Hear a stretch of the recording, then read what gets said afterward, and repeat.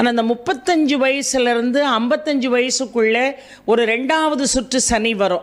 இந்த 2வது வரக்கூடிய சனி ஆரம்பத்தில் என்னென்ன சிக்கல்கள் எல்லாம் உண்டு பண்ண முடியுமோ அத்தனை சிக்கல்களையும் உண்டு பண்ணும். தொழிலில் சரிவு ஏற்படும், பொருளாதார சிதைவு என்பது ஏற்படும், கணவன் மனைவிக்குள்ள பிரச்சனை வரும், பெற்றோர்கள் பேச்ச பிள்ளை கேட்க மாட்டான், வீட்டில் எப்போ பார்த்தாலும் சண்டை சச்சரவுகள் நிரந்தரமாக இருக்கும்.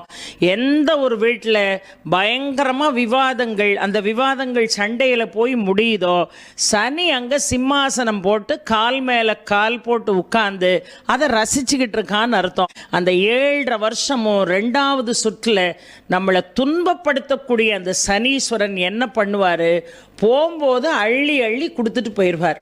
ஒரு 10 லட்ச ரூபா நமக்கு கையை விட்டு ஆரம்பத்தில் போயிருந்தா 30 லட்சமா போகும்போது நம்ம கையில் கொடுத்துட்டு போவார். அதனால தான் அதுக்கு பொங்கு சனி அப்படின்னே பெயர் வந்தது.